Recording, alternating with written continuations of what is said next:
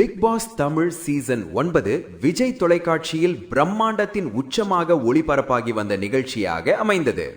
20 போட்டியாளர்களுடன் தொடங்கப்பட்ட இந்த சீசன் அதிரடியாக நகர்ந்தது.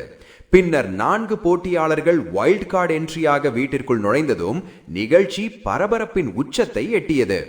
இந்த சீசனில் ரசிக்கத்தக்க தருணங்கள் இருந்ததா என்ற கேள்வி இருந்தாலும் சண்டைகள், சர்ச்சைகள், கடுமையான வார்த்தை பரிமாற்றங்கள் என்பவையே அதிகம் பேசப்பட்டது. அந்த வைல்ட் கார்டு என்ட்ரியாக வீட்டிற்குள் நுழைந்த நடிகை திவ்யா கணேஷ் ஆரம்பத்திலிருந்தே தன்னுடைய மனதில் தோன்றியதை தைரியமாக செய்து அனைவருக்கும் கடும் போட்டியாக விளையாடினார்.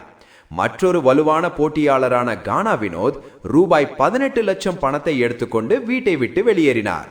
அவர்தான் வெல்வார் என ரசிகர்கள் எதிர்பார்த்திருந்த நிலையில் பெட்டியை எடுத்துச் சென்றதால் போட்டியின் திருப்பம் மாறியது.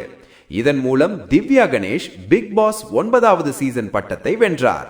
டைட்டிலை வென்ற கையோடு திவ்யா கணேஷ் தனது சொந்த ஊரில் நடைபெற்ற கோவில் கும்பாபிஷேக விழாவில் கலந்து கொண்டார். அங்கு அவருக்கு ரசிகர்கள் சார்பில் அமோக வரவேற்பு கிடைத்தது.